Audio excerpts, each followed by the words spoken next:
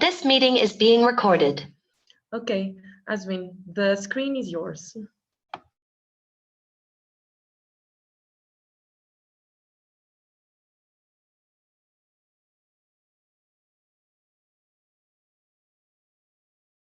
Hello, everyone. Do you hear me? Do you see my slides? Perfect. Welcome, everyone, to the UNICA workshop, the 10th one. I remember the first one for me was in 2016 in Iceland. So it's way back. Hopefully next year we are back to some sexy location in Europe. So today I'm going to be the chair. So I will start with a short presentation, and then we'll follow from there with exciting presentations from Alejandra, Marco and Daniela from Rome, Lisa from Dublin, and David from London. So let me start with my presentation, if that's fine for you. Yeah, before, I'm a social media manager, so I will ask you to follow UNICA on Facebook, Twitter, LinkedIn, Instagram, and YouTube. You will find the channels on the UNICA website, and you will probably get the next information for the next workshops and all the interesting things they are organizing. And feel free to tag us, tag UNICA, tag the speakers, if you share on social media as well. It's always, we are in communication, so we should start by doing it ourselves. So let's go. So I always like to start with this because my parents and people always tell me he's always on Instagram or social media. And I love to say I'm even paid for this. So let's start. I'll give you a few figures from the University of Luxembourg. So this is, I started as a social media manager full-time, like a bit more than 7 years ago. We had around 20,000 followers on our five social media channels: LinkedIn, Facebook, Instagram, Twitter, and YouTube. Now we have a bit more than 146,000 after 7 years. Instagram, at that time, we had 200 followers. So after a bit more than 7 years, we have multiplied our presence by 100. And that's where I will focus my presentation on today. We are in the era of attention. When I say I, the students and people in general want social media attention. TikToks, Instagram stories everywhere. We want to show, we want people to like, we want people to comment, we want people to share. We all know that. But on the other hand, we also, I'm meaning students, but also a lot of us ourselves, we have a very short attention span. That's what I love calling the swipe generation. Swipe for everything, Tinder, for relationships, for food, for anything, we just swipe. And we don't have time to read long texts or to watch long videos. So despite this, I've started something on our Instagram, which worked very well. It's the motivational storytelling. So this is a lot of text, but our students do read them. We send them, and as you can see, we have a hug emoji downstairs, but it's a sticker where people can tap on it. So we measure a bit the engagement on that. And these kind of stories tend to have a lot of engagement, because if you take the time to read it as well, you will see that it's a bit different than corporate communication. It's more personalized. It's a bit our playground on Instagram to connect with students differently and less corporate than our other channels. So what we do also for those who engage with us by tapping on the sticker, we send them a personalized message. With time, we know more about them. We meet them on campus. We know about their dog, their boyfriend, girlfriend, all this stuff. And we engage and say, hope everything's fine for you, but really personalized with the first name and something we might know about them. Of course, we do it for the first people who do this, because it's for 24 hours, you know, for Instagram stories. So we can't reply to everyone, but then that's also people are excited to get a personalized message. It's something a bit special for them. We get a high level of engagement from this. And both on campus, when I don't publish such kind of story for a period of time, people say we are missing the positive vibes from the Instagram story, either by sending us DMs or by or when I meet them on campus. Here are a few things we do during the welcome day. So stories before students join the university in September. So these are our students who will join the university for the very first time. They've already applied, etc. They will join in September. We have students from 130 countries. So they have never come to Luxembourg. For many of them, they don't have friends.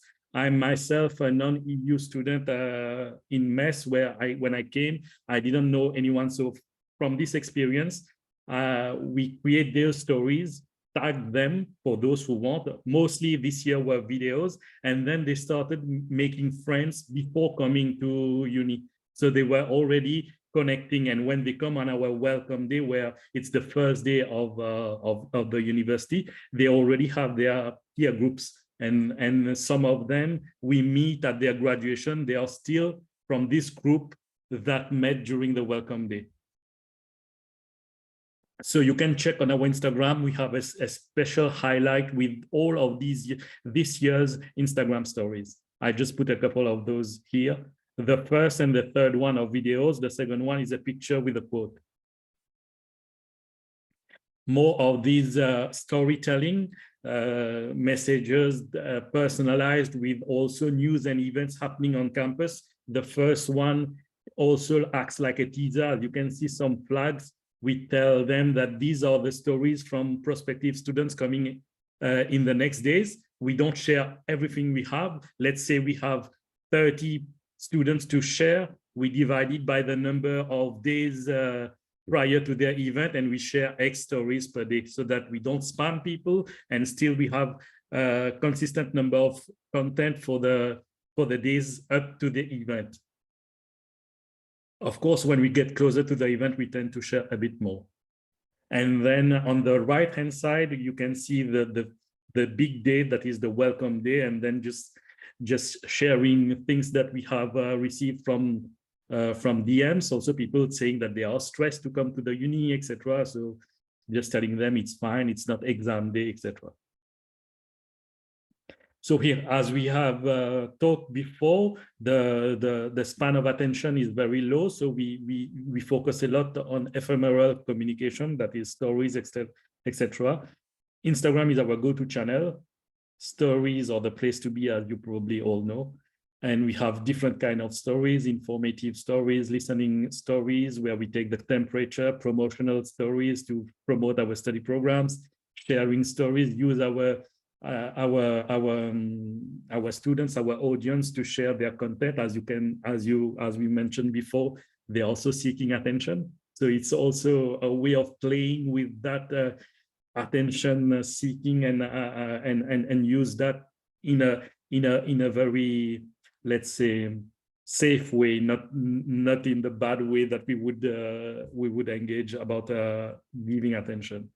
And also motivational stories, which worked a lot, as I shared all the motivational stories, and especially during exams, we do something that have made us a bit special compared to other universities. We do the stories every morning and every night, and we share personalized messages to most of them. So every morning, every night, every day during exam season. And a few things we do also. We don't sell, but provide assistance, embrace student world, problems, joy, questions. We are currently in a world where we have a lot of loud minorities, but I also tend to say that of course, we need to be more inclusive in various ways, etc. But we shouldn't forget about the majority of our students who also have the daily student problems about exams, about where to chill, where to go out, etc. So when we meet them on campus, we realize that, of course, there are all the climate change, inclusivity, all the things that we tend to focus a lot of attention, but there are also student problems we had when we were students that are really, and we tend to put aside. So we think like students, listen to them. Every time I'm on campus, I walk around, I meet them, I pay the first hot drinks to anyone, and we have a chat without asking anything, just community building, just asking, you have anything to share, you want to rant on a course, on a professor, I listen and I don't tell the professors, of course, but just to feel that they are part of a community and we listen to them. And if we can improve their situation, we try to do so. And if we can't, we direct them to the right content or the right people. So here are what students say. I've shared some of them, but we receive a lot of them every day. So just a few of them, just to tell you, I have a Google Sheet where I put all the nice messages we receive so that, of course, I can get more resources if I want to, when I have to share with my boss. And also when, at the university, people, when they know a channel is working, they want to share everything on that channel. And I'm trying to protect our Instagram, protect the audience, be selective, and also choose what makes sense and not publish everything that doesn't work elsewhere. As I say, I don't want our social media channels to end up like newsletters, which nobody read. And for example, so you have some nice words, and a student who, prospective student who made a painting for me because we just gave her all the information and also made it all we can so that she could join the university. So a few more words, people write long texts as well. So they don't always read, but when they are motivated, they write a lot. So I give you some things, feedbacks we get, so that we also see that what we are doing makes sense and we are on the right track. So, and these, we didn't ask anything, it just comes like this in the DMs. And I've asked their permission always to share it without tagging them. So that's all fine. So we can share the slides if you want to read later. I'll just skip. So the objective is also to create a sense of belonging. During our last graduation, Marin's dad, a student of us, came to me. He asked her daughter, who was that guy or that person? And he wanted to thank that because he has seen that it helped a lot her daughter to succeed at the university. So that was also very amazing to see a dad coming at the graduation and say thank you. So we have also parents following us on our Instagram channel, which is also a bit tricky. Students become ambassadors. They keep telling us they've never seen any other university like us. We just receive this all the time, and they even say this on campus. My boss, the head of communications of the university, received a long email saying that the Instagram needs to stay like this because there was a change in boss and they want, and I didn't ask them to do that. They found her mail on the website, etc. And Sophia told me that she knew me since she was 16. Thank you for believing in me. She's now a student of our university. It's an example, but we have a lot of students, thanks to this engagement we have with them, know that they will join university at 16, 17 years old. So they already chose us thanks to this relationship we have via Instagram. These are the feedback we receive. And Sylvia, a student, I live in Metz in France, and she lives in Metz because she's doing a national master program in Metz, Luxembourg, and somewhere in Germany, but she lives in Metz. And we met in the train last week, and she told me that this summer, earlier when she was choosing her university, she showed her mom and said, I want to go there. So thanks to the Instagram stories, etc. So we want to increase engagement and reach wider audiences. We don't always have a lot of budget, you know that. So reaching organically is also very important, and making those students or prospective students share our stories also give us more reach and impact. I'm almost at the end of my presentation, which is already amazing for me because I tend to talk too much and I have 2 minutes more. So in social media, compared to the other channels, there is the social aspect, which we tend to forget. The website, podcast, or other medias are only one-way traffic. And social media is a two-way traffic, which we tend to forget sometimes because we try to only push, but we also have to listen, and we tend to forget that we need to speak and also listen to people and interact with them. And that's it for me. You can follow all the social media channels of the university, socialmedia.uni.lu. Thank you very much for your attention, and hope it was interesting for you. We will have the Q&A later and the breakout sessions to follow up with that. So now I will leave the floor to Alejandra, who will do the keynote speech. She's from Lisbon. We will travel a lot in Europe today. So we start after Luxembourg, we go to Lisbon. And she will talk about the generation Alpha, which is, if I'm not mistaken, the generation just after the Gen Z. And and she will also talk about a topic that is intriguing me, and I'm sure a lot of you, the Metaverse, and how this can be related to higher education. So the floor is yours now. Thank you very much. Thank you, Aswin. Hello, everyone. So talking about technology, I'm going to try and share my screen without many issues. I believe it should work now. Yes. Hopefully you can see my screen, right? Awesome. Thank you very much. All right, so welcome everyone. I'm Alejandra OTERO. I'm the CEO and founder of NEO Academy. So we're an education marketing consultancy. We work with the higher ed industry, but also K-12 and language schools. We provide a whole array of support to the different institutions, from paid media campaigns to CRM support to rebranding to website creation. And this brings us to see many different realities out there. And of course, we are very inclined to innovation and to see how can these institutions actually be different and differentiate themselves from others. So I was in Portugal some days ago. I'm connecting from Barcelona today.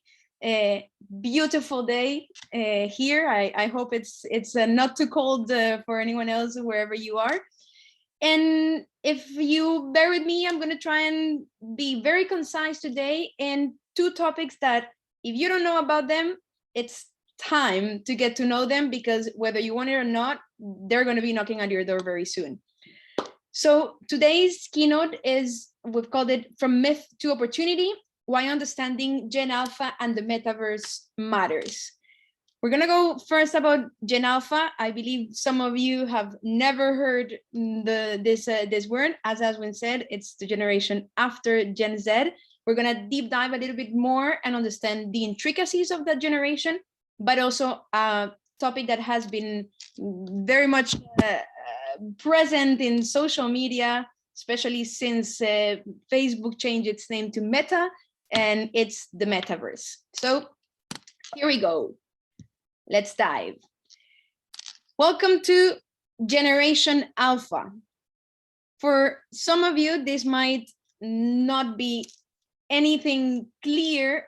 I hope by the end of the presentation you can understand, but I need to warn you, there are some terms that only they can understand, okay? So first of all, who are they?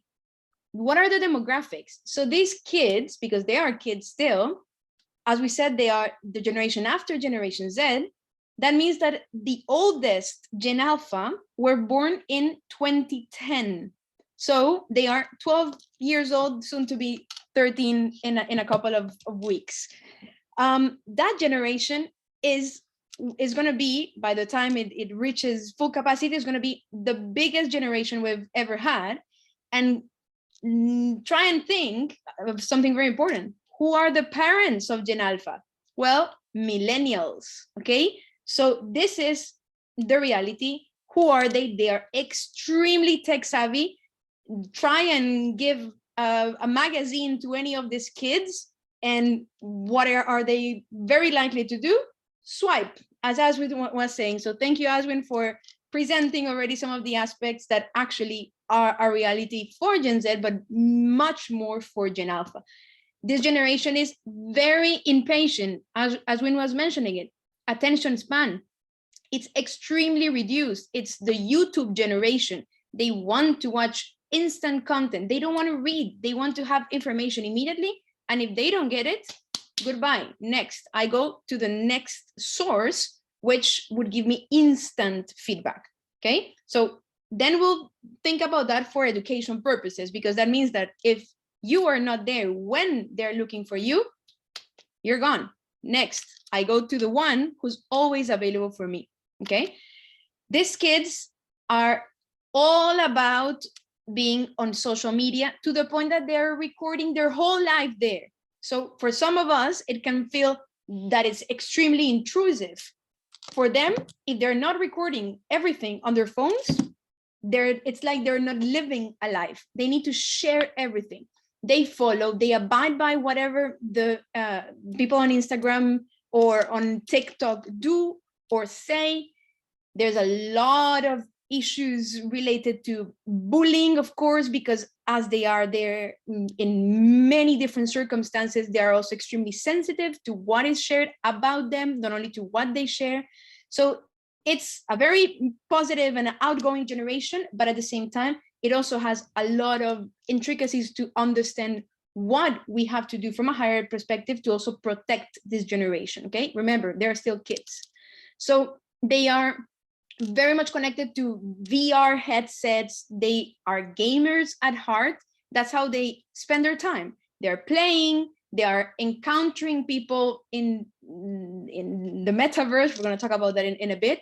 They are very much used to IoT devices, so voice recognition. Once again, they're impatient. So what do? Why are they going to bother typing? They take the phone, Alexa, whatever, Siri, whatever, and they get the information they want. Well, all of that is based then on AI. And therefore, there's a whole ecosystem behind working on technical aspects to feed what this generation is looking for. Now, in terms of behavior, this generation is what we call the GOAT. So for the ones who haven't heard about this and might have kids that age or any different people that they want to show off about, being the GOAT is the greatest of all times. And that's how this generation is called. It's calling themselves. They are the Minecraft generation. Again, we were talking about play. They are always connected through play. And this is going to be a very important factor. We'll see it afterwards. They are trendsetters. And something very interesting, if I actually ask you to take a picture and represent that in a sign, the big majority of us would do this. Like, how do you take a picture? You normally do something like this. Well, no, those were the old cameras. These kids have never seen something like that. If I ask them, how would you take a picture? They're going to do this because it's a selfie, right? So there's a whole change in the mindset that we need to understand to be able to really tackle what this generation is looking for. Let me go back to what I was saying before. Who are the parents? The parents are millennials. What about millennials? Well, millennials are one of the wealthiest generations, and these kids are very much aware of that. Why am I saying this? Because from a very early age, they take their parents' phones and they buy games from it. What does that mean? They, at a very early age, from the age of 2, they have already purchasing power. Is it theirs? No, it's their parents, but they are pushing their parents to buy games through the phone, okay? So this gives you a little understanding of who they are, and they're not gonna expect to change the way they are to match our world, not at all. It's, if anything, we're looking at going the other way around, okay? So this is Gen Alpha. Where do they spend the big majority of the time? Well, on the metaverse. So let's depict this. What is the metaverse? And why is everyone talking about the metaverse? Well, it's their reality. It's how they spend the big majority of their time. They are online, they're playing games, they're building a community. It's their sense of reality. If you enter the room of Gen Alpha, and you see them connecting, playing games, those games are happening in the metaverse. It's a virtual reality. Is that if we will look at it from our end, it would be a distorted reality, but for them and from their eyes, it's their reality. Okay, so something very interesting to understand here. We talk a lot about the metaverse and the VR headset and how Meta is changing the name, but also creating a whole new world in the metaverse. How brands are advertising in the metaverse. How you can access a new world every time from one project to the other. Fantastic. But is it really the focus being on the tech? Or should we focus on what's behind and what keeps the tech alive? And to that question, my answer would be the latter. Why is that? And Aswin was mentioning it once again, it's about a sense of belonging. That's what's tying people to that ecosystem, to that space, to that virtual space. It's not because I look cool with my glasses. Well, maybe, but they are there to meet their friends. So more than talking about the tools, I would want to focus the metaverse on the importance of community. So yes to the metaverse, but why? Only if community is properly built around it. So let's go back very quickly to the tools. In those tools, and I'm gonna very quickly go through one element that is not necessarily shared by everyone, which is privacy. And these kids still are kids once again, but if they're wearing those headsets, some of those headsets are actually taking many data inputs and feeding companies with it, to the point that they are able to predict whenever someone is feeling down or up and conveniently place an ad to match the behavior. That's not what technology should be for. So it's also very important to understand that some of these spaces still need to be regulated, still need to be tackled in the right way. But what's very, very, very interesting and won't fade is the community that lies behind, okay? So in terms of community, there are many, many spaces. And what is a community? I mean, we have offline communities, the students who group at universities and are building friendships, that's a community. It's an offline community. But there are extremely powerful online communities that if you're not aware of those, it would be interesting to start approaching them. So on the one hand, we have this little icon here, which is Discord, and this one, which is Slack. Those two, extremely powerful for community building purposes. We'll get through especially Discord. But if you haven't used them, I'm going to give you some tips on how to use them. So before doing that, we need to understand why is there a shift. So we started with the Web 1, where we would read the content, we would not be engaging with it. That was the good old days. Then we continued with Web 2. And in Web 2, we were interact with the content. That's, as we know it today, the social media generation, where, however, we changed from the traditional login with username and password to signing up because we don't have no time, we want to do things quickly, signing up with the social media. Well, you have no clue what you're doing when doing that, because wherever you actually access with or through Google or Meta signups, that means that you're giving all of those cookies to those third parties. And therefore, you're going to receive the ads. And it's not because people tell sometimes, oh, well, I was thinking about it and I got the ad. Well, you wonder why? This is one of the reasons. So with that in mind, there has been a whole shift to be driving users to what is called now the Web3 community. And that has risen with the crypto space, right? So the principle here is that you would own the web. So instead of having big players like Facebook or Meta owning your information, you would have a decentralized web where everything is based on community, okay? And we would get some rewards, we would use different credentials such as a wallet, a digital wallet, instead of the login or the Facebook or Google credential, okay? So this is very important to understand the Web3 concept to move forward with understanding the why behind Gen Alpha and the Metaverse. So this whole Web3 concept comes with something very interesting, which is a learn to earn model.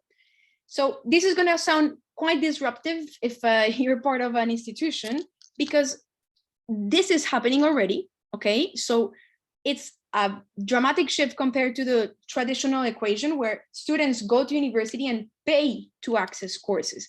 Well, guess what? In the Web3 community, people are being paid for learning, which is slightly different. So in terms of Discord, which is the one I was talking to you about just before, on Discord, there is a whole community for education. So whoever hasn't been there, just Google it and add the domain of your institution, because you can create communities based on your domain and have a whole online community here. But if you don't want to do that, at least you can browse through the different communities. And anything that is already there, look at how big the gaming community is, how big the entertainment is, and there are many more. Just explore the communities here. Well, you're going to identify at a glance in a different space interests where people are already sharing some different topics in a virtual community. And the question is, how do you access that? Because they are already there and you're asking them to come to you. Well, what if we switch the dynamics? Okay, so that's in terms of Discord. Now, you were seeing here another very interesting folk. This little foxy here is called MetaMask. So for the ones who have not heard about it, this is it. It's a little extension here. I don't know if you can see it on my screen here. This little fox is your new access to the decentralized web, to the Web3 world.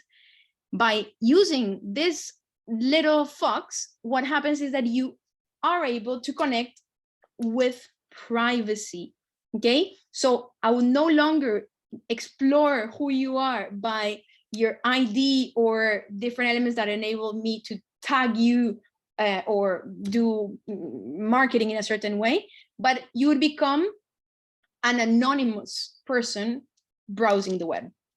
Very interesting concept to take in mind, because this is also how these kids are evolving. They are using avatars. You're not able to track who they are, okay? So very important. And this last one is Coinbase. So Coinbase, again, for the ones who have not heard about it, that's absolutely fine. This is a crypto-based service. However, I thought it would be interesting for me to share this with you, because this is what I was mentioning before. They have a learn to earn model. And as a source for inspiration, I hope some of you can have a look at this. So basically, if you change this word by whatever other business, whatever different hospitality, whatever different fields you are offering courses in, have a look at this. They actually get rewards, they get paid. If they study this content and they pass the different thresholds, they receive payments in different currencies, okay? All of these currencies are cryptocurrencies that they receive through the little fox. And we're asking them to pay a lot of money. Maybe let's rethink about this, because for engagement purposes, I'm not saying that you should go completely to, oh, let's pay people to learn, not at all. But you might want to integrate some of these principles in your existing education as it is in a framework, okay? So that being said, where do I start? That's the typical question I get from people. Well, join those communities. If you want to start really deep diving and be where they are, meet this generation where they are, get yourself a Discord login, go into Slack, see what is it that they are doing, okay? Also, create your wallet. Without a wallet, you cannot access this world. So it's like they are already with a full TV mode and you're still watching the black and white big screen. Well, yeah, that's literally what is going on here. And that's how they are experiencing the world. What should I avoid? Being a late adopter. If you, I mean, you still are 3 years ahead before they actually access higher ed plans, but still there takes a lot of time to plan. This is a whole new world. So try and understand this generation from now in order to be present for them. And we are in a very, what we call the VUCA world. So volatile, uncertain, complex, and ambiguous. And therefore, as there are so many changes, we need to be prepared to interact, to change. We cannot be afraid of changing. There's a crisis in front of us. There's new jobs being created. We need to prepare these kids for employability. They are a lot being focused on mental health, their values. It's not about selling to them. It's about understanding. And once again, I'm going to cite Aswin here. It's not only about pushing things to them, but also about listening, because that's the generation we have in front of us. And as I was saying before, we have a timer now. It's set to 3 years. In 3 years, these oldest kids would be 15 years old. At 15 years old, they, in another 2 or 3 years' time, they're entering university. What does that mean? They are already preparing for that. And if they're not, their parents are. So if we don't speak to them in their own words or meet them in their own terms from now, from branding actions, from awareness generation campaigns, by the time they come to us, who are you? Who are you to tell me to join you if you are not meeting me where I am, where I'm playing, where I'm meeting my community, where I'm meeting my friends? With that in mind, if you're still not convinced, look at our reality versus their reality. We keep asking them to download brochures and read our emails. Do you think they're doing that while their reality is playing games on the metaverse? Still not convinced? This is it. This is the generation alpha and the metaverse. Adapt or die. Luckily, we still have at least 3 years ahead. Thank you very much for your time. I hope you've enjoyed this talk. Obrigada, Alejandra. What a very insightful presentation. Who is feeling old or very old now? So let's fly to Roma now. Buon pomeriggio. I don't know if I do say it correctly. Yeah. With our friends Marco and Daniela from Sapienza University of Rome. They will divulge the secrets of the largest university in Europe in terms of international recruitment and data analysis. The floor is yours, my friends. Okay, thank you. Can you all hear us and see the presentation? Okay, good. So I'll start. This is going to be a very short presentation on the largest university in Europe, that is Sapienza University of Rome. We'll just talk a little bit about our student data and recruitment strategies that already feel very old after the Gen Alpha talk. But here's just a very short introduction of Sapienza. So as you know, we're the largest university in Europe for number of students. We have over 120,000 students, so that's a huge community. We were founded in 1303, so we're pretty old. We're over 700 years old. We're a public university, and we are comprehensive in that we teach and do research at all levels and in virtually all subjects. There's only a couple that we don't have at all, but apart from those, everything else we do have in some form or another. Let me just go to the other slide. Okay, so just a tiny nugget more about Sapienza. We are honored to be ranked #1 in the world for classics and ancient history, and also in a number of other subjects, including physics, library and information management, archaeology, and so on and so forth. But enough about our profile and more about our data. So we looked, given this huge community, we looked at the last 3 years, so 2019 to 2021, and looked at application numbers and enrollment numbers. So here's, just to give you an idea, our data set, what we worked with. And as you can see, we receive every year thousands, tens of thousands of applications, and the pandemic actually didn't have a huge impact in the numbers. Of course, it had a huge impact in many aspects of our lives, including university life. But in terms of applications, they actually increased, also because especially last year and the year before, a lot of students were given the possibility to do everything online. And so that, of course, encouraged even more students that couldn't travel to apply to our university. And the numbers for 2022, 2023, which are not on this slide, are even higher. So the trend is a growing trend in terms of applications, enrollments, and also graduates, although graduates, it's a different stat. Before delving into the actual numbers, we wanted to start with the definition that we use, the definition of international student, because, you know, in our daily lives, in our working lives, we're always talking about international students, but sometimes it's not that, you know, shared of a definition.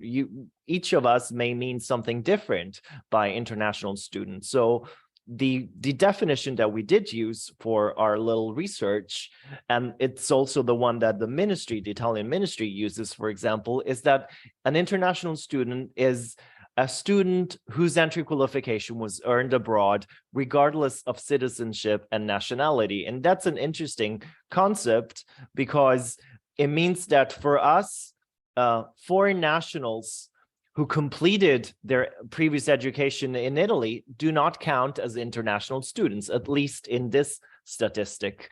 And conversely, Italian nationals who are coming back to Italy after having earned a degree abroad, be it a high school diploma or a university degree already, do count as international students, because they're willingly choosing to go back to Italy, to come back to Italy to pursue or continue their education.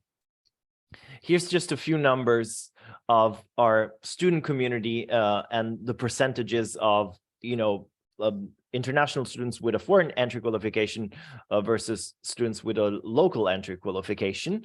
And very quickly, and I'll give the floor to my colleague Daniela to talk about the countries more in detail. Thank you, Daniela. Thank you, Marco. So when it comes to English taught programs in terms of international applications, again, we see that we have had a huge number of applications, and the yellow and orange ones are the top 15 countries for number of applicants. But we will see that the countries, the most representative countries in terms of applicants is not exactly the same in terms of enrollment. So if we go to the next slide, we'll see the top 15 countries for number of applications. So we see that India and Pakistan are actually the most represented countries, Iran, but then we also see some decreasing numbers. And for example, it is the case of Azerbaijan and Ghana. And that is an interesting issue for us, because it helps us thinking about our recruitment strategies and how to focus on certain countries rather than others.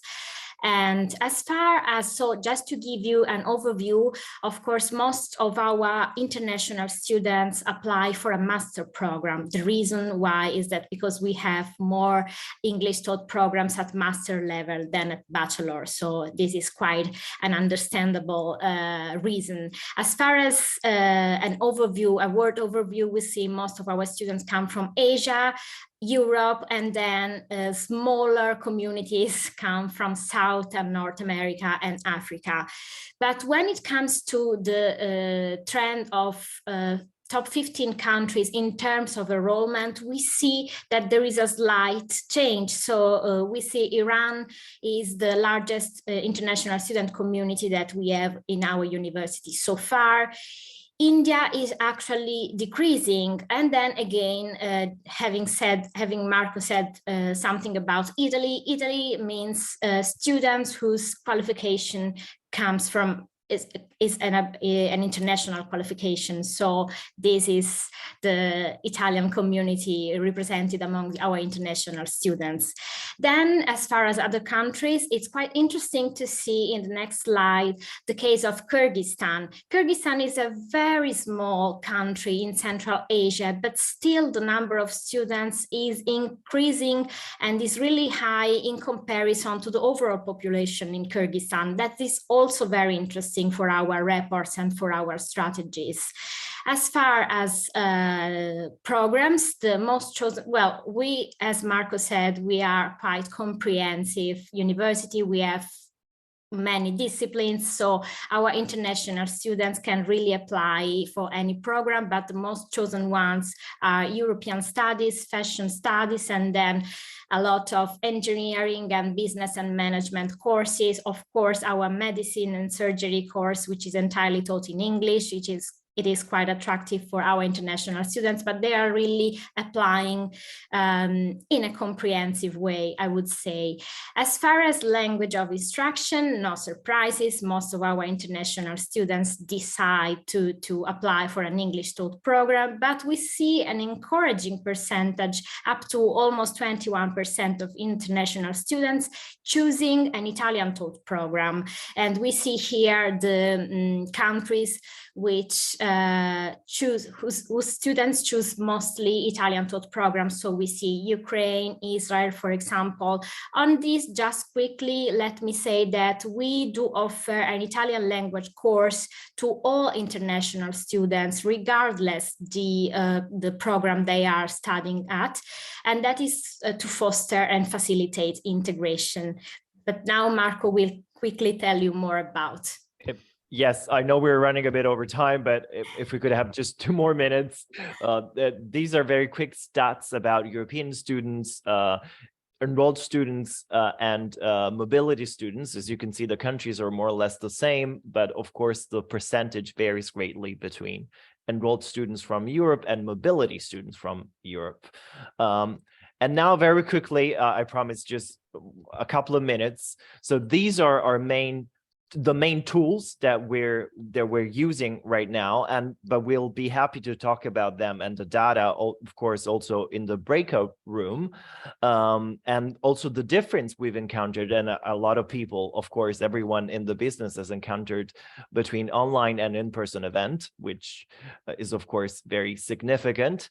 And last but not least, these are the main USPs, so the main unique selling propositions that we use and we communicate in our marketing material and strategies. So being the largest university of Europe, teaching and doing research on almost every subject. What we don't have is veterinary medicine and agricultural sciences. Apart from that, everything else we do have.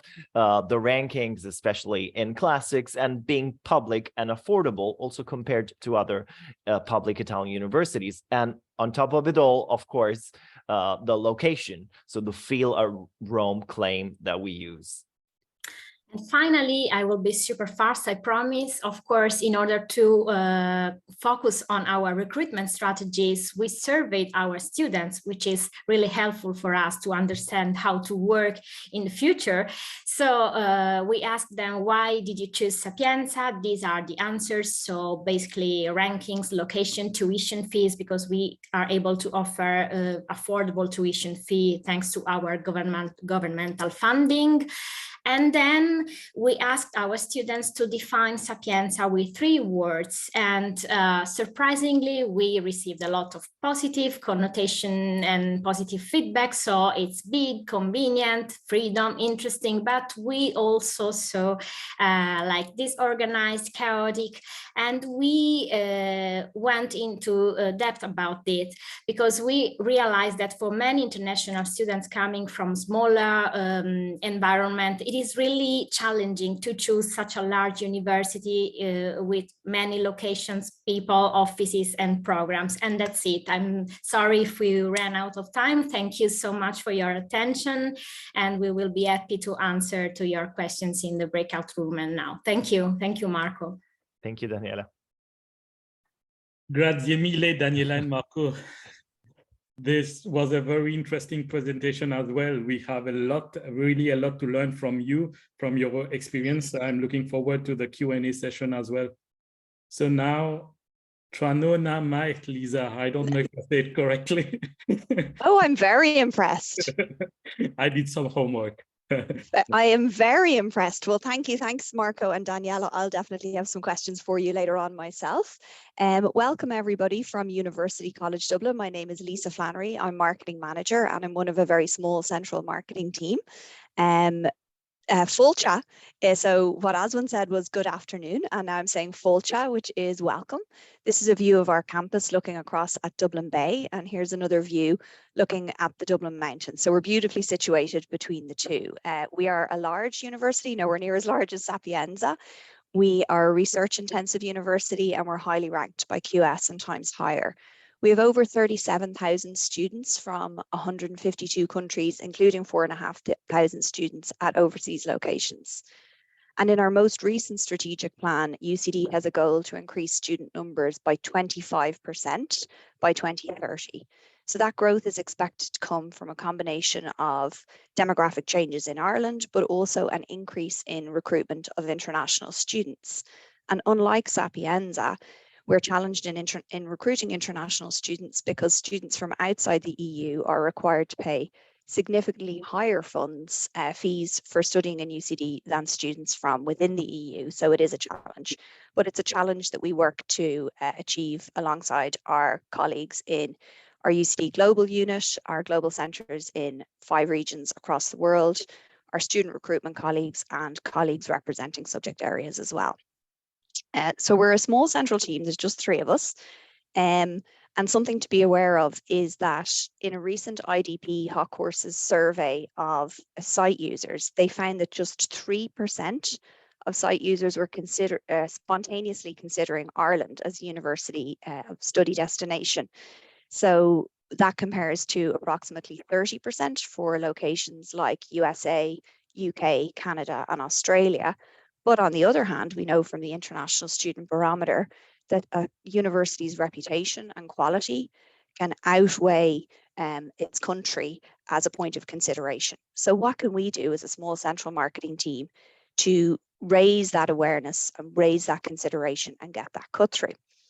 Since 2018, we have had some success in selected overseas countries using digital marketing, primarily using quite visually compelling and emotive video-led content to cut through, to surprise and to inspire prospective students who in some cases will never have heard of UCD and in some other cases will never have heard of Ireland.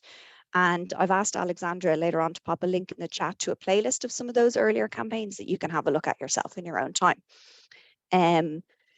But that was working well for us in 2018 and 2019. And then in early 2020, something changed. Something else, as well as the big thing that you're all thinking of, changed. And that is that UCD and the president launched a new strategic plan, Rising to the Future. And that plan was based on 4 strategic themes that are up on the screen there. As I mentioned, part of our goal within that strategy is to increase student numbers. And us as marketers have to contribute to that by raising the profile of UCD and generating leads in context of what we all know is a very competitive global and domestic university marketing environment. And our marketing always aims to elevate the UCD brand and create prestige as well as generating leads. But bearing in mind that target I mentioned of 25%, it is all about income generation.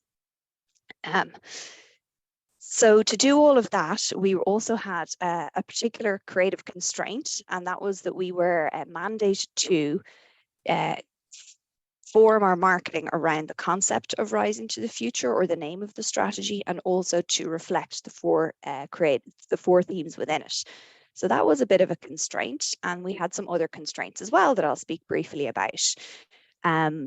We had to indicate course areas of study, and these were some course areas that we had identified and had been identified by other working groups for potential income generation, as well as showcasing the breadth of UCD. And actually, unlike Sapienza, we do have agriculture, which we're quite highly ranked in, and we do have veterinary medicine, but we don't have dentistry. We were taking a product and student recruitment focus in our advertising, unlike our previous campaign, which had a bigger overarching brand message, which extended into employer engagement, alumni engagement, and research engagement. This was focusing on three, what we call product or student cohorts. So that was domestic school leavers, domestic master's students, and those important international students as well. We had a production budget, which was healthy. It enabled us to work with an advertising agency, but our budget was front loaded and we would need to stretch it across 2 or 3 campaign cycles, which meant that whatever we were producing in late 2020, early 2021 would have to work for several years. And we constrained ourselves. This was a self-imposed challenge, was to make sure that everybody in our cast was a real student. And that's because it's incredibly impactful when we do that. We had put our toe in the water there before and it worked really well, but it did represent some logistical challenges. And of course, we were planning on producing this during COVID lockdowns. So originally we planned to film new work in 2020. It ended up stretching into 2021 for all the reasons I'm sure you well understand. What we had learned in previous years and from market research was what worked well for us to convey UCD's big selling points and to connect with our students. So there's just a list on the bullet points of some of the key selling messages. But really, most importantly of all, we learned that we had to connect those benefits to the prospective student point of view. We had to talk about what's in it for them and not just all about ourselves. We mentioned casting with real students, but we also wanted to be incredibly authentic so that any student you see on screen who's representing a subject area was an actual student of that subject area, which meant that our colleagues all around the university could then use the assets in their own sub-communications and on their social channels as well.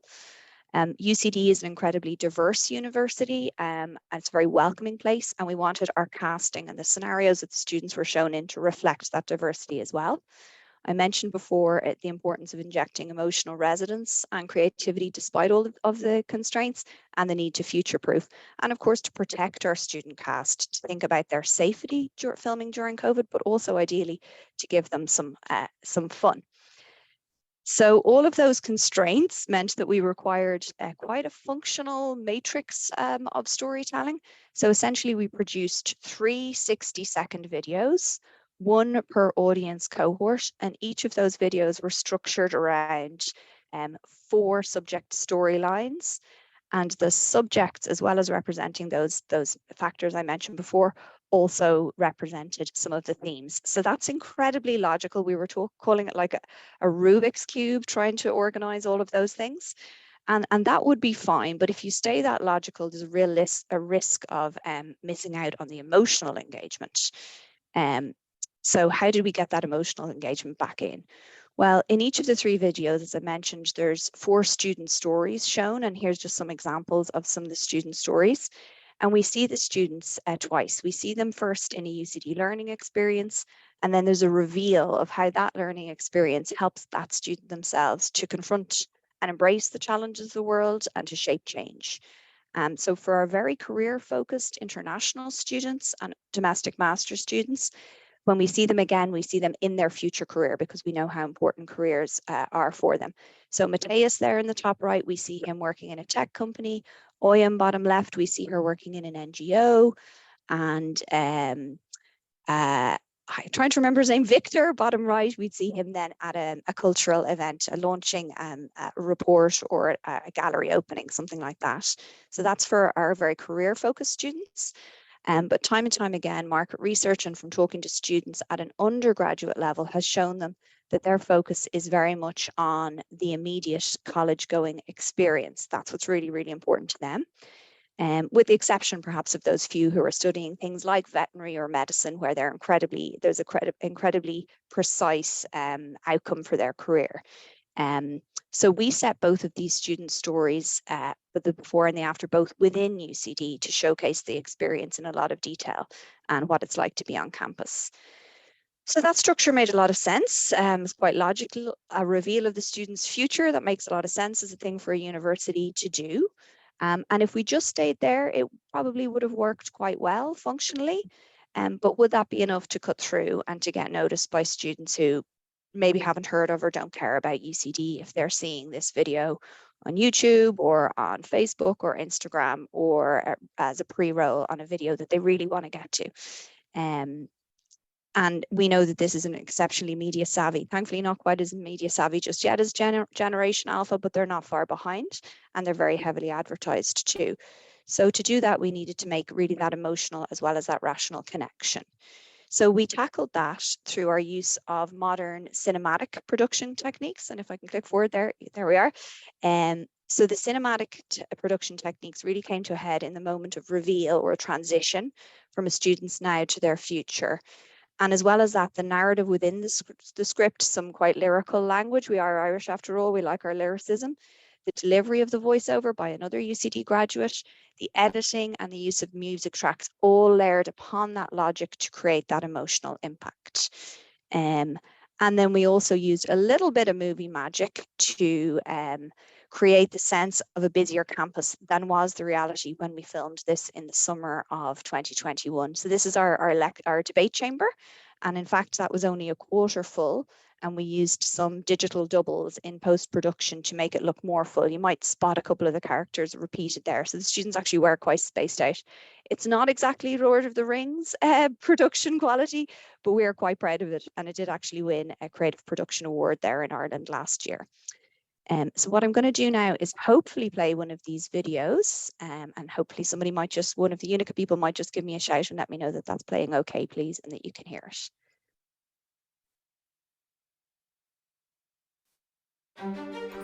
Where do you want to go in this great big world of ours? Located in Europe's most vibrant city, University College Dublin is Ireland's global university, ranked within the top 1% of higher education institutions worldwide, where over 30,000 students gather to listen, to learn, to contribute, discovering where their ambition might take them. Led by lecturers, professors, and mentors that are amongst the best in their fields, rising to the future and shaping the world for the better of everyone. Join over 8,000 international students studying at UCD as you journey towards your future. UCD, future focused. Okay, I'm glad that played for you.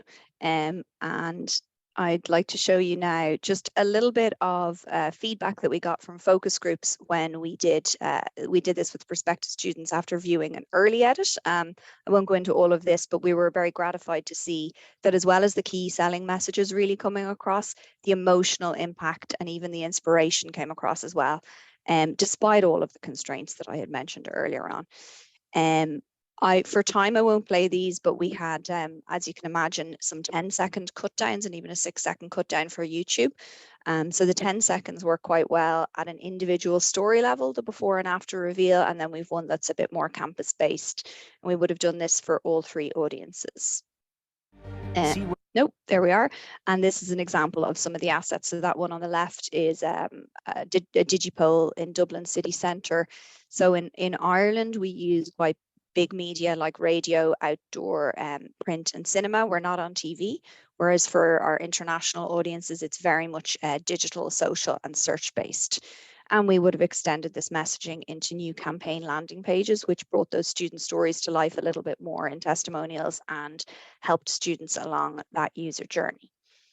But I'm sure you're all most interested in whether our future proofing has been effective or not. So here's the things that we can be confident about for this coming cycle. So we're now in our second cycle of the campaign and we're hoping to do a third. Most of the selling messages still stand up. The casting we're still confident about. The students, as I mentioned, we took exceptionally good care of them. We kept them safe and we made it fun for them. So they're still very comfortable to be featured in these for a couple of years hence. Nobody's going to drop out on us. And for those high impact channels, like the 30-second cut downs of that 60-second video, cinema and large format outdoor and press, things are working well.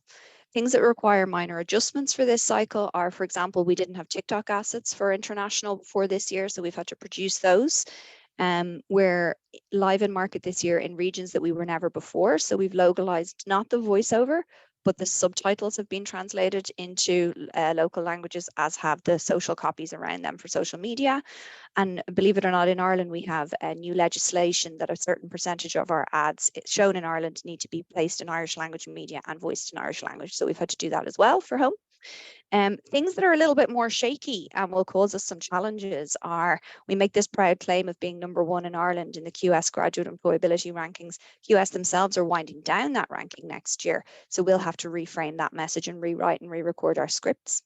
Some claims, like us saying over 8,000 international students, sounded good when we recorded it in 2021. A little bit less impressive now that we've got 9,500 students.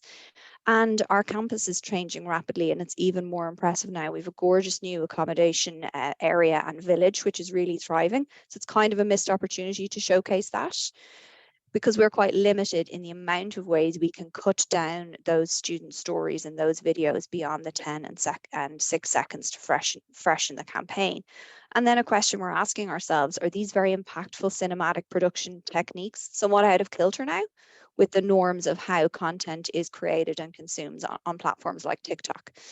So in terms of what's next, over at this exact time, my team are having lots of in-depth conversations and challenging each other and ourselves about how we're going to hit that balance between phasing out these cinematic, emotive, expensive creative assets with bringing in a range of new pieces of messaging and more snackable content, which are faster to create, faster to turn around, shorter, and more focused on discrete messaging. And really what we're going to do is to continue to seek that optimal balance between big brand impact and more tactical messaging. And no pressure now to David. I believe that's exactly going to be the theme of his presentation. So I'll draw a line there and hand over to David now. Thank you, Lisa. Before David starts, I just want to share a kind reminder to all participants. Please ask your questions to the speakers in the chat, please. And I will try to impress you again, Lisa. Gorev Mef Agat. Is it correct? Okay. Gorev Mila Mahagad Aswin. Yes, okay. Very good.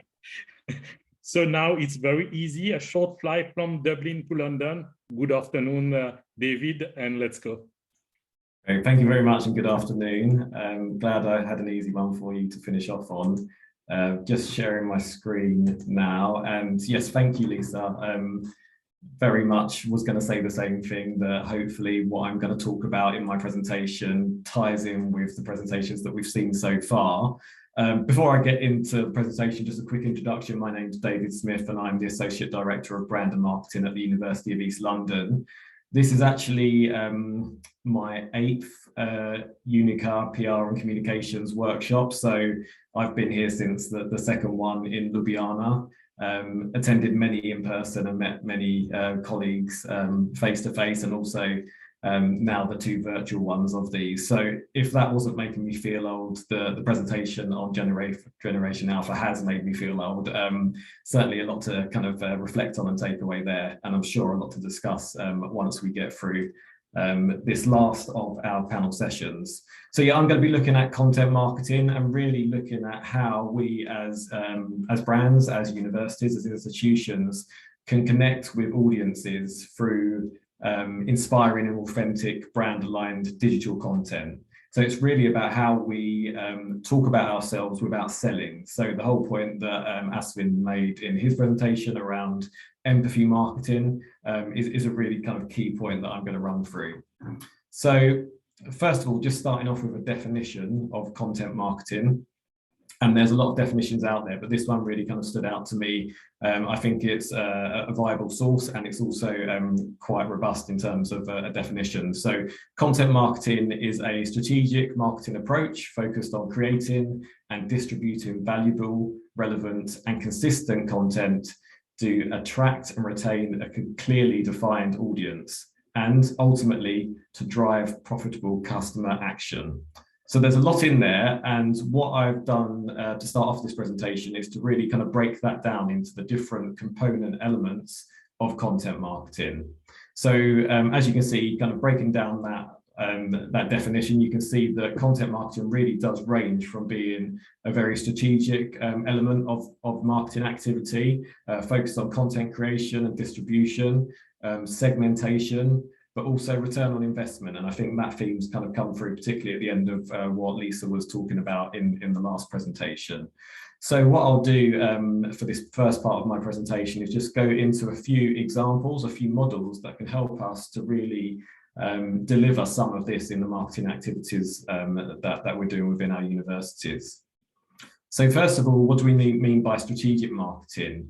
And strategic marketing is really insight-led. So we are not going out there and putting together our marketing plans and marketing activity based on hunches or based on personal preferences, or even worse, based on what we're asked to do by senior management.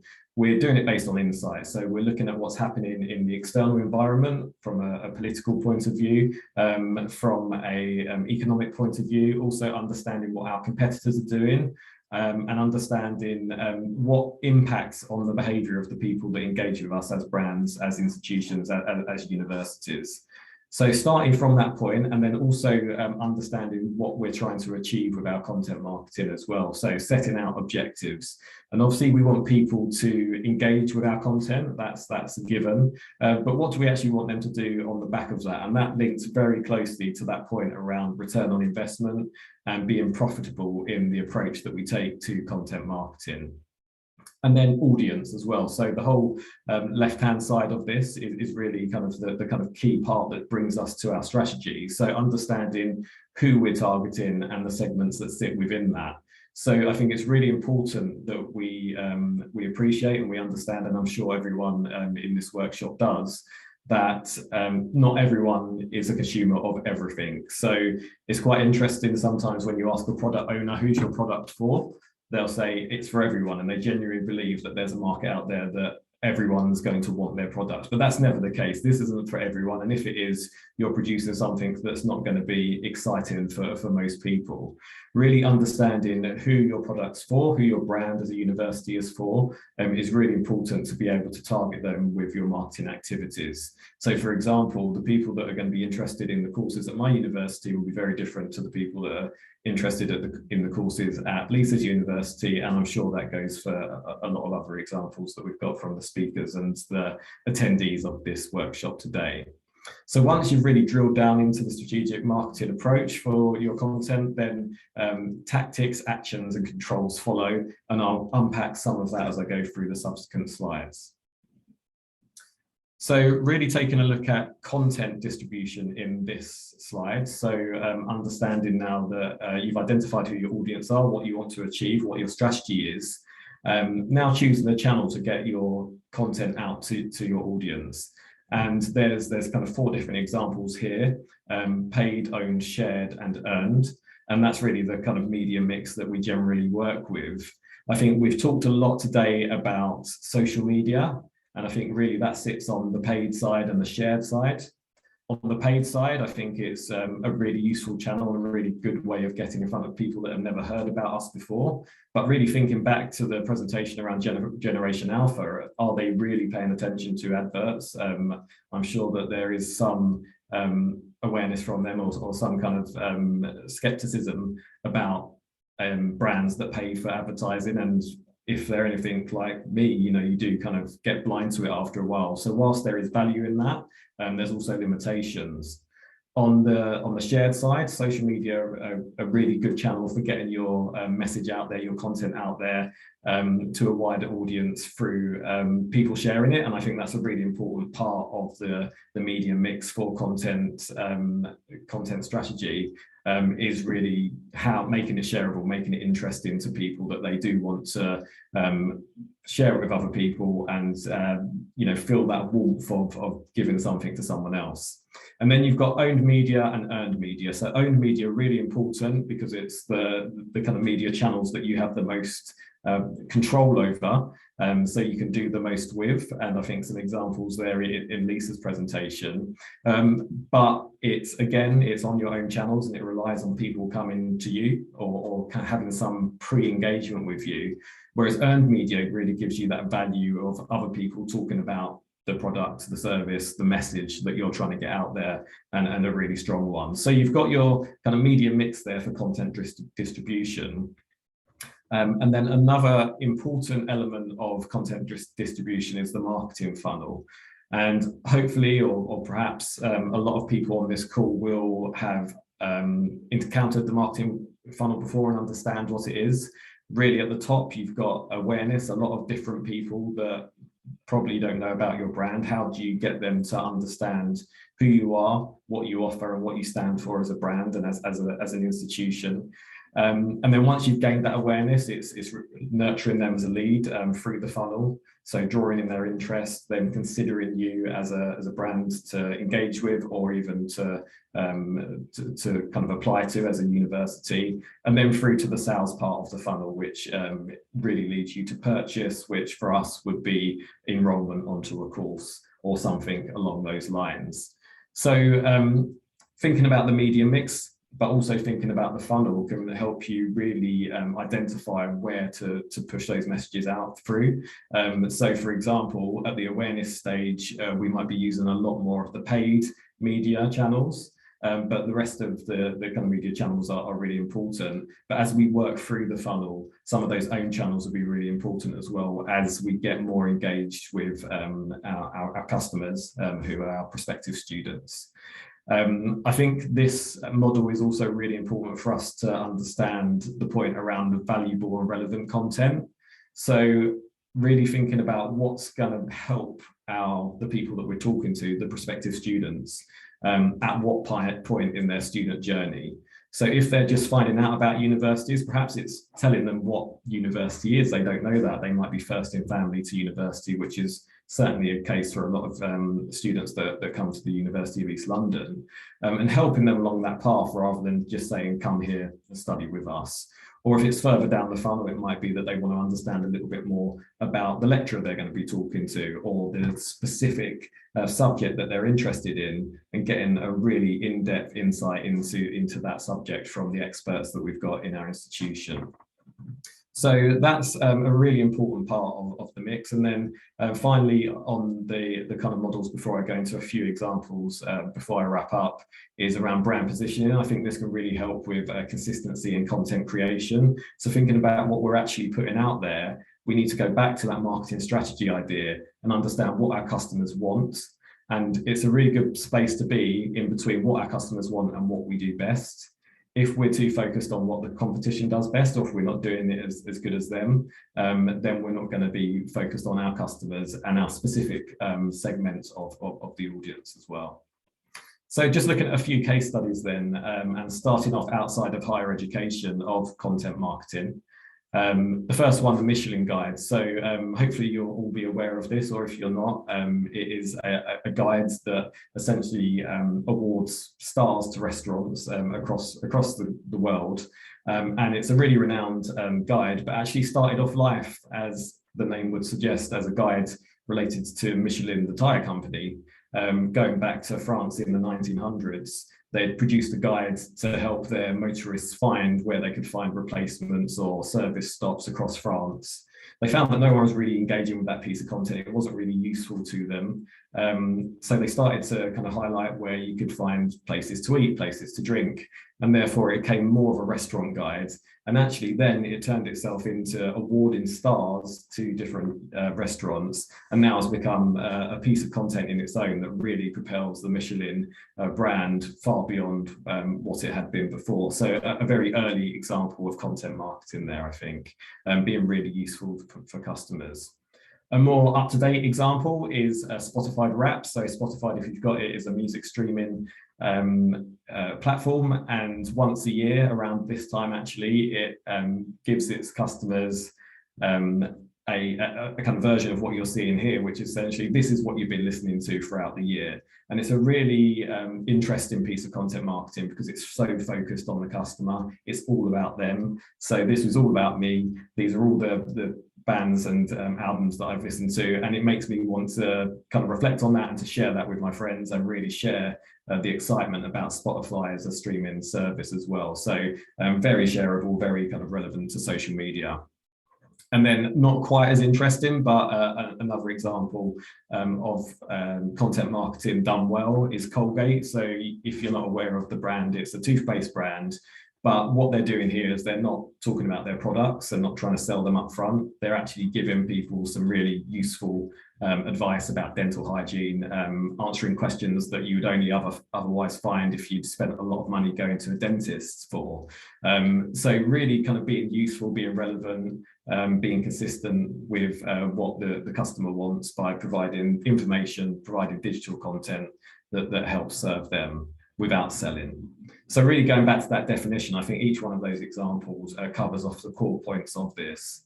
And then just finally thinking about this from the perspective of higher education, I think there's 3 different areas that we can consider: the practical, so course information, what the application process is like; the inspirational, so what is the outcome of our products, our services, is people that graduate and go on and do great things; and then finally, the authentic, so really the peer-to-peer voice. And I think this ties in again with the Generation Alpha. It's not about us as a brand selling, it's about other people talking about our brand. And then just finally, a couple of examples from the University of East London. The first one, during lockdown, we put together this lockdown learning guide. So rather than saying once you've finished your this difficult period in your life and your exams, come and study with us, we've just given them some useful advice about how to get through lockdown and to approach their exams there. And this was a really well engaged with peace. And then the last slide for me is around our Be the Change campaign. And this is Mia Cunningham, who studied performing arts at the University of East London. But through this series, we didn't talk about her course. We talked about what really kind of made her tick, which was her activism. She's part of the Black Lives Matter movements, and we really kind of gave her a platform to talk about that, to create content that people were interested in, really wanted to engage with. So that's everything from me. I will just finish with this quote because I believe it's true, and I will pass back to Aswin. Thank you. Thank you very much, David. Thank you for all the insight, the in-depth presentation. It was very insightful as well. So thank you, everyone, from Alejandra, Marco, Daniela, and Lisa and David for all the presentations. So we'll move on to the Q&A session before a break. I think we all love breaks. And thank you, everyone, I've been checking the list of participants. You've been here since the beginning, so thanks a lot. I will start with the first question from Université Libre de Bruxelles, from Nicolas. Please, the others, ask your questions. So Nicolas says, very insightful talk, Alejandra. So it's for you, Alejandra. Thank you. How does alpha ways of communication that are tightly connected with the idea of meta coincide with the more formal ways of communication in high-level research? Example, emails, reports, papers.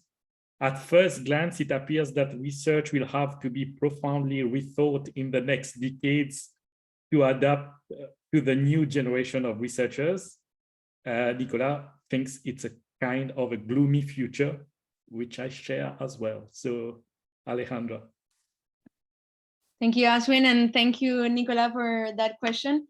I'm going to try and actually give you a personal anecdote, and hopefully this can help us build this future world. And it actually happened to me in first person, and I'm not Gen Alpha, I'm a millennial. And I tried going through 2 DBAs, and I had to abandon the 2. Why? Because of the way I was doing my research, but not because I didn't want to do my research, but because the research field I was in, being Generation Alpha, literally, well, there's not much literature on Gen Alpha. So I had to start using videos, articles, and YouTube content, TikToks to prove, like TikTok links to prove how they would actually interact. And guess what? Well, that's not how our research should be done, right? The academic literature is not there. So the feedback I got is, you need to change topic. Well, how am I going to change topic if the research I want to do is on Gen Alpha? So just to bring you an actual anecdote that happened to me, to the point that I stopped doing the DBA, I continued my own research on my own, because I was not doing it for the sake of having a title. I was doing it for the sake of understanding the generation coming. So I think you are absolutely right. There are many things that are gonna need to be rethought, and the ways we communicate with them are very different, to the extent that what we are communicating right now is much more of a push approach.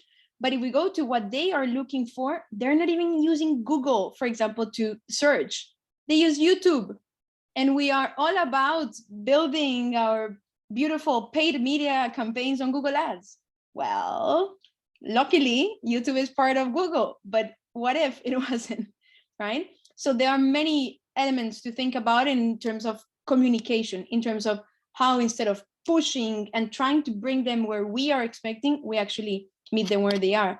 And we're talking about Facebook, well, Meta.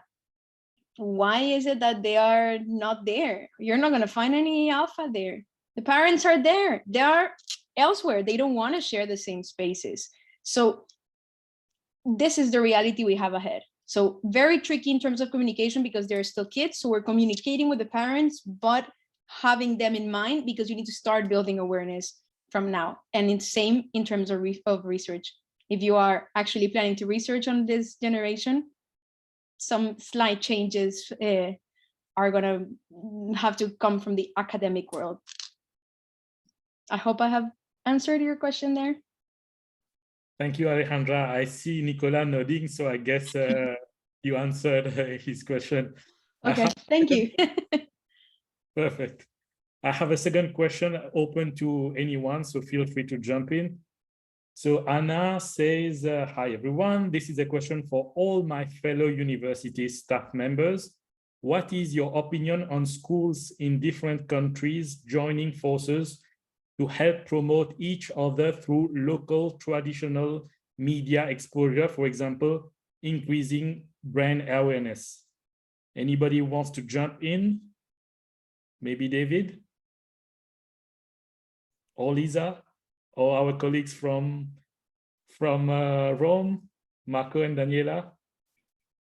I don't mind going first. I mean, I think from my perspective, it's not something that I necessarily have experience with. I guess as brands, we are traditionally quite competitive, and probably it's not a space that we've really kind of explored, but I think there can be value in it, probably not in the traditional brand building sense. But going back to the point that I was making in my in what I was talking about being useful and having relevant content for our audience, our prospective students, I think that there is a role for us to play in driving that awareness of higher education and the value of higher education. And I think coming together and doing that as one rather than working against each other would definitely be of value. So I think there's definitely a space for that. It's probably not in the kind of traditional advertising space. It might be more kind of outreach. But I definitely think working together is something that we should consider, we could be doing more of. Someone else want to jump in? I would just say I'd agree with what David said there, rather than it being in the paid advertising space. And I do think that UNICA as an organization already does some good work here. So it could be something that we could consider in that territory. And UCD has recently joined Una Europa, which is another organization, and I know that they have some goals to do that as well.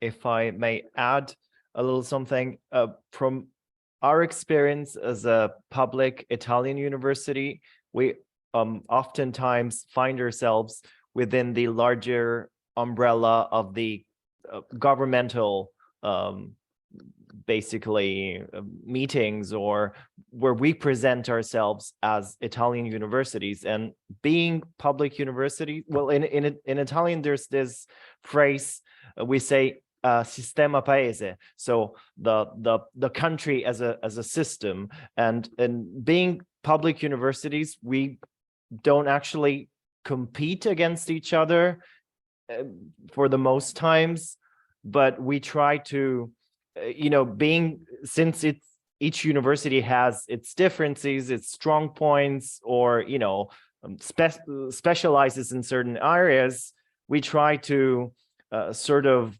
direct the students to the university that does that something best. So instead of saying this is not what we do and that's it, we can direct them towards other universities because we feel as part of a big system. Of course, this changes with private universities in Italy.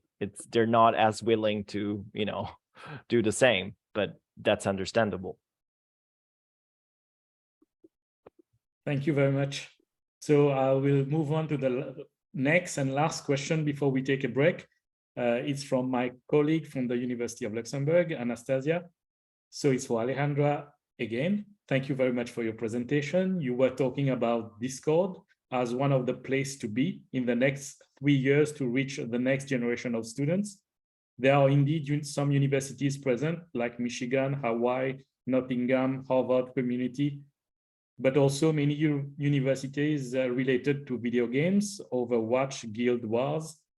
How would you evaluate the quality of the exchanges that take place in the different channels?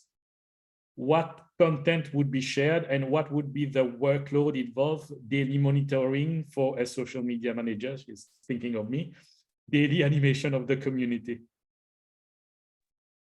Wow, okay, thank you, Anastasia. That's a very good question. So a few things to say here. Number one, we have to drop the notion of control, okay? That's, if we're talking about decentralization, the beauty of this kind of channels, such as Discord, happens when you actually switch from a one-to-one approach to a many-to-many approach. So in terms of community building, that means empowering your users to become your voice. And Aswin, that doesn't mean that your job would be disregarded. Not at all. It's actually the opposite. It's rethinking how you can be much more there as a support for community building purposes rather than to push some products or services, right? So it's all about community satisfaction and retention. Those are the metrics in that community building space. However, if I can share a project we actually did with an institution. So let's go back to how Discord is set. It's set on interests, right? So we work with an institution where they were actually looking to present a new program, okay? And the program was about wine management, okay? So in terms of wine management, what would you do? You would go, it's a master in wine management. I would go with the traditional approach. Fantastic, all good. Well, we did something different, which was we also did a pilot on Discord. And what we did on Discord is that we created, so the project was a wine community, okay, on Discord created by the institution, but it's not talking about the institution. It's to drag people with an interest in wine, okay? And that channel would be configured in such way that there will be a lot of knowledge resources, but also networking opportunities.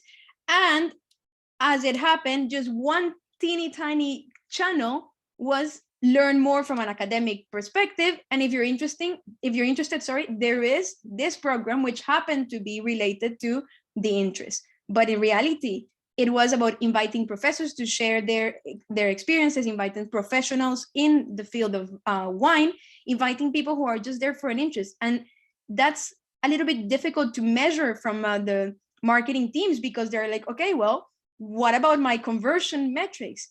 It's not the exact same thing we're looking at. We first need to build a community, and once the community is solid, then we go with conversion. So it's a little different in the traditional framework, but one doesn't go without the other. So we did that pilot there, but at the same time, the traditional channels were also present there.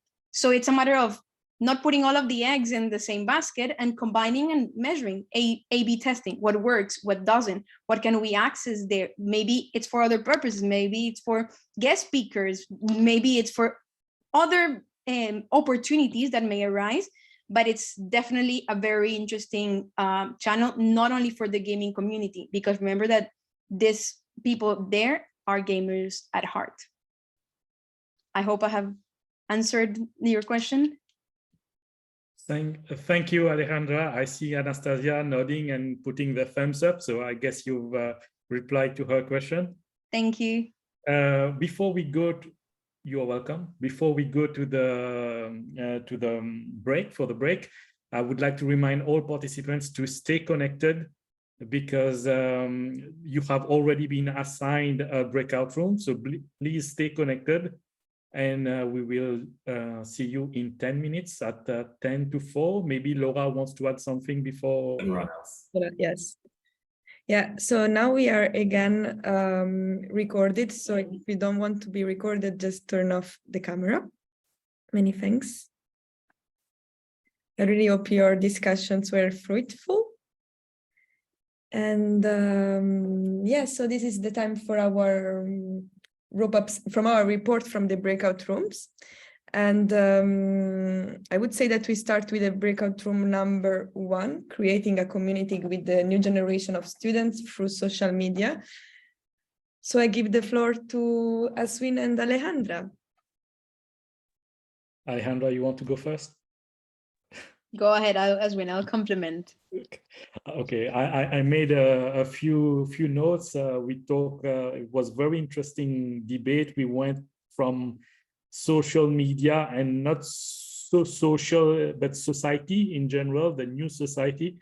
Some of our colleagues realized the necessity to have trained staff to communicate well on all social media channels, and the importance of not only focusing on teaching and research, but also being on these channels to attract the future students. We talk about things that we have in several presentations about meeting the students where they are. And we also talk about offline communities, how to connect the offline communities to future online communities, private online communities, how to go inside there. Alejandra also mentioned about Keystone social media for higher education, which sounded interesting. I think we have to check the percentage, but around 40% of kids didn't want to meet physically their friends during the weekend, but preferred meeting online. And this is quite shocking, I would say, for most of us. Maybe those who have kids have already experienced that, that they prefer to be in their room talking to their friends than calling or meeting in person. Vocal messages also are more than SMS that we used to send. We talk about mental health, how mainstream this is for the new people.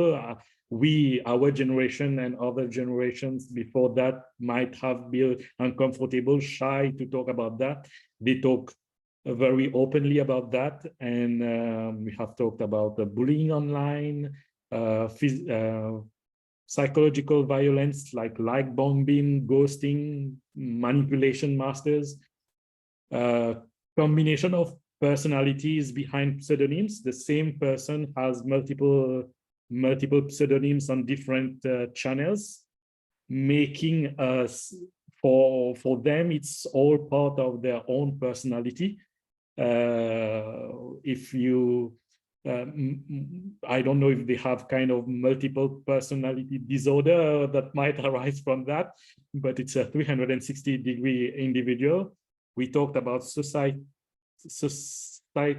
issues like sustainability, inclusivity, how kids are very adamant about their thoughts, saying that their thought is the truth, and the thing that, and rightfully so in many cases, but the way they present it, and not considering all the mistakes the other generations have made. They want changes and they want it now.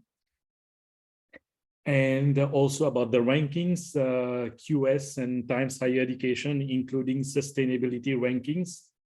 And we finished somehow about digital education, talking about Be Real, a new kind of social media channel, and also how the importance of digital education, so that everyone understands how they are using and why they are using these platforms, and what are the impact and the things they don't know. So that are some of my notes. I will let Alejandra add anything she wants to add. I have nothing else to add, Aswin. You mentioned everything. Thank you so much for such a great recap. Perfect. Then thank you very much.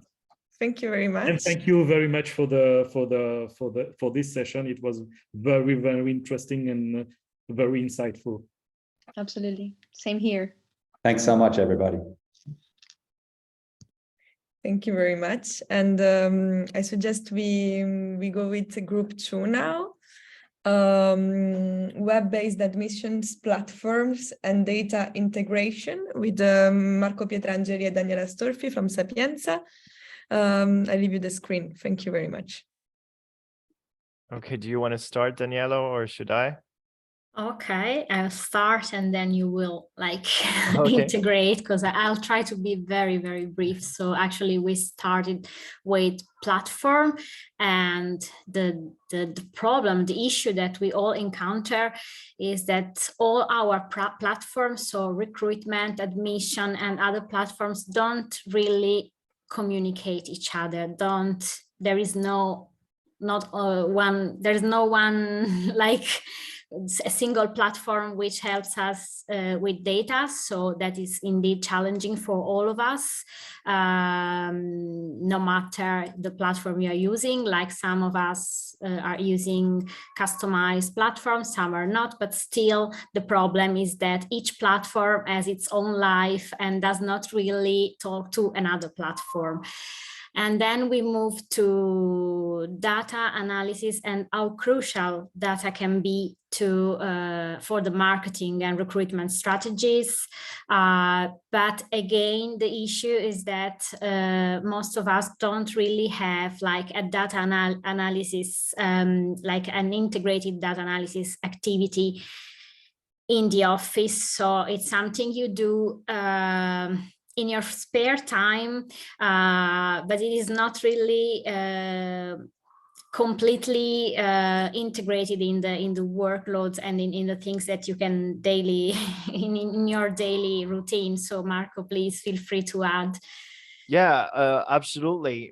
I think we all shared the frustration in some cases that happens when you know that your institution has the data that you're looking for. So that data exists, So it's not that it doesn't exist and has to be created, has to be researched.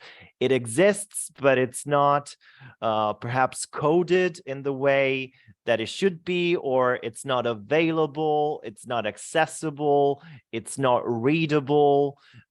So these are many obstacles that go for not just for marketing and recruitment and communication, that's what we're talking about here, but also on a larger scale of how universities should function and should improve themselves. So that's definitely another interesting, albeit a slightly frustrating topic that we talked about. And another point that we touched upon was the concept of data maturity that I don't only learned about recently. I mean, this expression, and we sort of asked the participants how mature they thought their institution was in terms of data, and the responses were not always very optimistic. And then another final point that we touched upon, very complex, but again, very interesting, was the role of data and AI and machine learning in the recruitment and admissions process. So we know and we agreed that data can, help you greatly when it comes to making certain decisions, but the flip side of that coin is that AI or machine learning should not substitute, or at least to our mind, entirely the human factor in your recruitment strategies, in your interaction strategies, because otherwise you might, delegate everything to an artificial intelligence and do your admissions cycle and your recruitment work that way, but you would miss out, we felt, on many levels that cannot be read by a machine. So that's the last point that we talked about. Great. And thank you everyone that participated. Thank you very much for being part of our speakers. Indeed, it was very interesting to see that many universities and institutions share the same challenges. I suggest we continue now with the third breakout room, Marketing and Communications for International Audience, moderated by Lisa FLANNERY and David Smith. Lisa, David, the screen is yours. Thank you, Laura. So I volunteered to give a quick recap. We had a really interesting mix of people in our group representing external relations, international affairs, marketing, faculty, as well as student recruitment. And I think then that reflected back the wide range of different efforts that are being made in these institutions across the 4 spheres that David had spoken about of paid, earned, shared, and owned. And I think we all commiserated with each other on how challenging it can be to unite efforts across different parts of our universities towards common goals of international PR and student recruitment. We spoke in a bit of detail about the role of recruitment fairs, how impactful they can be, but also how challenging it can be to accurately measure the return on investment, or even how effective they are in following up with leads, because of the challenges of capturing student data, retaining student data, and integrating that with our own systems. We spoke a little bit about the role of customer relationship management, CRM systems, and in most cases those aren't being used at the moment yet. We also spoke, as you would expect, a lot about social media and which social media channels are being used for paid and for owned and shared. So you won't be surprised that a lot of the institutions are already using platforms like Facebook, Instagram, LinkedIn, YouTube, and Twitter were the ones that came up the most as being currently used. And then the ones that we're interested in perhaps exploring a little bit more, University of East London have had some success already on the gaming platform of Twitch. So we were all very interested in that.